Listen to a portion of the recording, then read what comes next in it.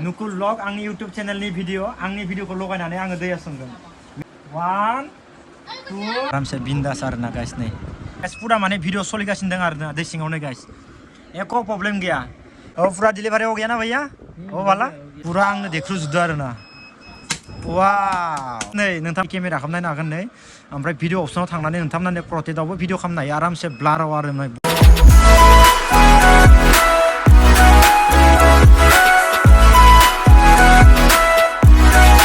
So guys, नोंथाङाथ' मिथिखाबाय जानांगौ दा आङो अबाव दोङो आं दा दोङो लोगोफोर दारांगा मेला इनिफ्राय दा दारांगा मेलायाव आङो मा खालामनो फैदो आरो मा खालामनो फैयाखै नोंथांमोना फार्स्ट इन्ट्र भिडियोखौ नायना एसेबाबो मिथिखाबाय जानांगौ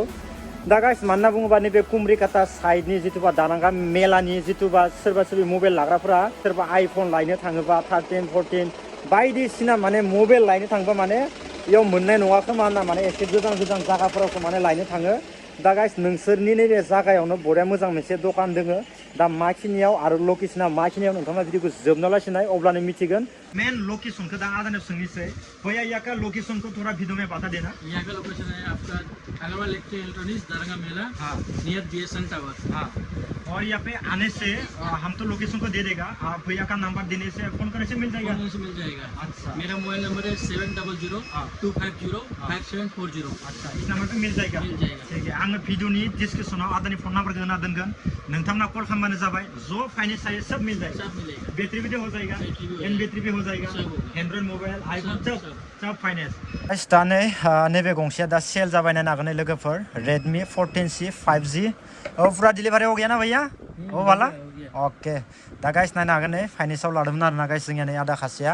दा नोंथांमोनाबो फायोबा गोसोबायदि फाइनेन्सआव लानो हागोन ओमफ्राय दा आङो लकेशनखौ नोंथांमोननो फोरमायगोन दा आंनि सेराव दङ लोगोफोर इथिंगालि दङ oppo F31Pro दोङो आरोना गाइस आं दायो वाटारप्रुफ नुगोन नङा एसे मबाइलखौ दैयाव सोमनानै नायग्रोगोन नायनो हागोन ना गाइस ओमफ्राय दा इथिंगालिनि मबाइलखौ पुरा बख'नानै दोनखाबाय लोगोफोर इथिंगालि जोंनि आदाया दोङो आङो ओमफ्राय आदाखौनो सोमनो होनोसै ना आंनो सोमनाय जायो नायनोसै आरोना गाइस पुरा नायनो हागोन ना गाइस नै oppo F31Pro आरोना गाइस पुरा इबो गोदानानो ब्रेन्ड निउ दासो माने बहनबाय इनिफ्राय दा नै दैयाव खेबसे सोमनानै नायसिगोन आरोना थ' सोमखागोन जोङो दैयाव नङा होमबा लोगोफोर इनिफ्राय मबाइलखौ सोमनायजों लोगोसे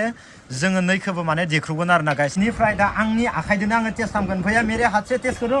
उसको पूरा हल्के नायनो हागोन दे गाइस ओरैबायदि पावारफुल माने मबाइल आरोना गाइस नोंथांमोना साननो हानाय माने नंखाय बाखि आं फार्स्टआवनो मबाइलखौ खेबसे अन खालामनानै देखायनो जिथुबानो मबाइलखौ आं अन खालामबाय इनिफ्राय खेबसेनो मबाइलखौ थुबाय बाखि मबाइलनि केमेरा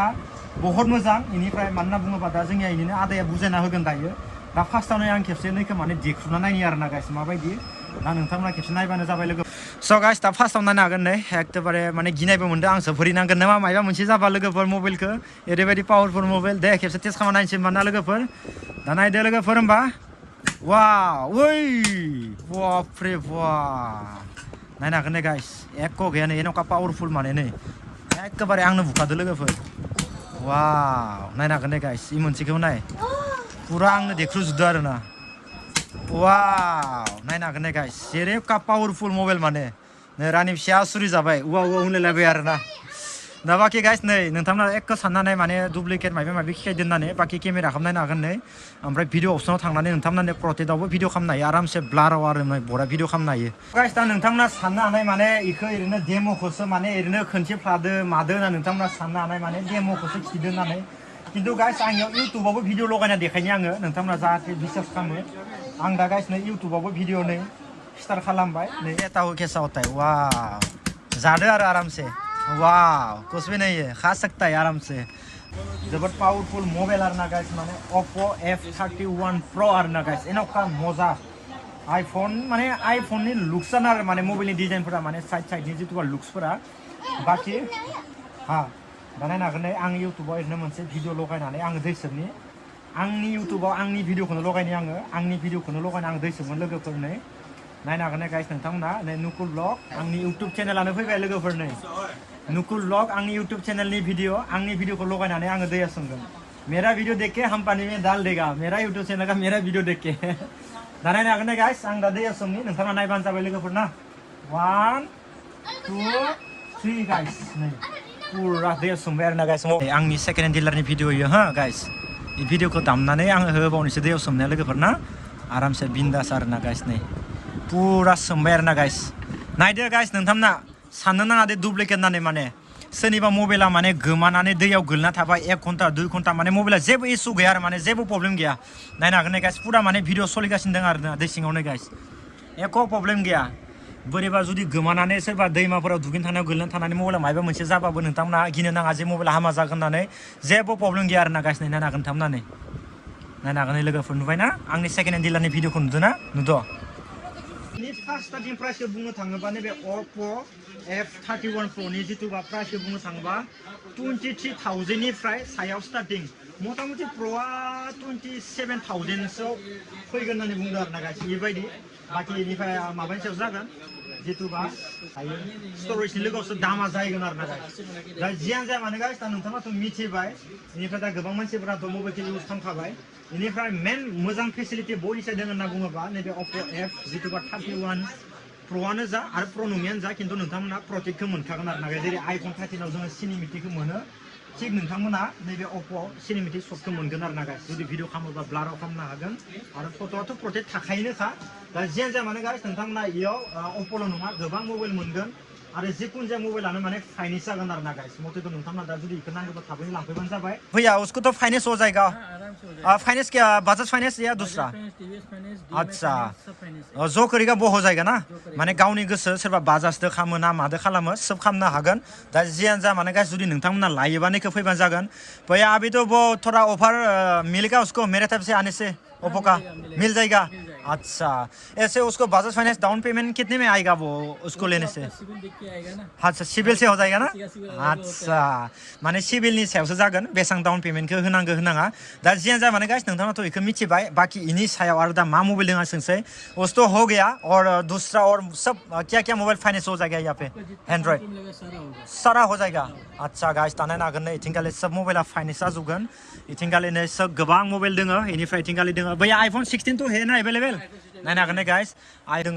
जि नांगोन नोंथांमोना मोनजोबगोन गासैबो माने फाइनेंस जाजोबगोन आरो ना गाइस फाइनेंसजों लोगोसे मबाइलखौबो फाननाय जागोन मानोना बुङोबा सोरनिबा डिसप्ले थाङोबा मबाइलनि बेक कभार बायदिसिना माने सब बुस्थुखौनो खालामनाय जाजोबगोन इनिफ्राय इथिंगाले नायनो हागोन नोंथांमोना फ्रिज नांगौबा फ्रिजबो मोनगोन इफोरबो फाइनेंस जाजोबगोन टेनसन गैया इनिफ्राय बाखि इथिंगाले आरो एक्सट्रा जोंनिया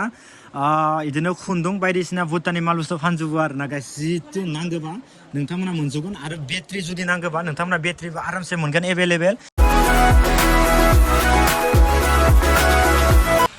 बाकी मबाइलनि डिसप्ले सब फाननाय जाजोबो आरो गाइस माने बिराद कास्टमार फैयो आरो ना गाइस माने Angarkata दारांगा मेलानि बिराद माने कास्टमार फैयो आरो ना गाइस दा जोंनि मानसिफोराबो जाहाथे रोङियाव थांसायस्लाय बा गुवाहाटियाव थांसायस्लाय जुदि आइफन एन्ड्रइड लानो गोसो दङब्ला नोंथांमोना दारांगा मेलायावनो फाय गारि भारा गास्लायस्लाय आरो इयाव बुंबा आंनि थाखाय एसे डिसकाउन्टबो जागोन आरो ना गाइस जिखिनि हायो बाखि फाइनेन्सखौ जेबो टेनसन खालामनाङा दा नै गाइस इखाफोरा सोंनोनो होबाय आरो ना गाइस नै भाइ खासेखौ जोंनिया माबायदि होननानै हेलो ये भी एक सामान लेके जाना था हम देने भूल गए आपको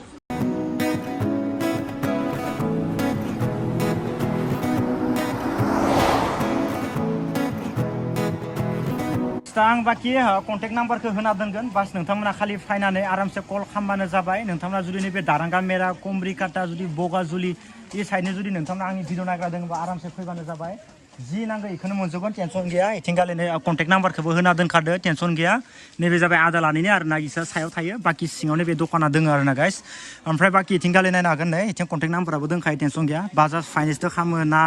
TVSदो खालामो माने गावबा गावनि गोसो आरो माने जि फाइनेन्स खालामो टेनसन गैया कन्टेक्ट नाम्बाराबो होनाय दंखायो इनिफ्राय बाखि भिउखौ नोंथांमोननो देखायनो आं बास बिथिं दारांगा मेला पुलिस थानायनिफ्राय एसे आगोलथिंगाले हाबबोदो आरामसे इथिंगाले सिद्दा नोङो भुटानबो ओंखारलांनो हायो बास इसनि टाउन सका बिनो आरो ना गाइस दा नायनो हागोन लोगोफोर ना नोंथाङा बास फैबानो जाबाय कन्टेक्ट नाम्बारखौ होनो हागोन आं आरामनो आरो बाखि भुटाननि माबाफोर हि नांगौबाथाय नोंथांमोना आरामसे मोनगोन बरिया न'फोराव साजायना दोनोबा नोंथांमोना साननो नाङा जे अनलि मबाइलल' मोनगोन बायदिसिना मोनगोन होननानै जुदि नोंथांमोना बेखौल' साननो नाङा बाखि भुटाननि हि बायदिसिना माने सब मोनजोबगोन नखायो नै हदाय माने मानसिफोरा माखौ नागिरो मिथिदों ना गारियाव खानो थाखाय गिदिर गिदिर फ्लेग नागिरो ना फिसा भुटाननि बेखौ मोनो आरो ना गाइस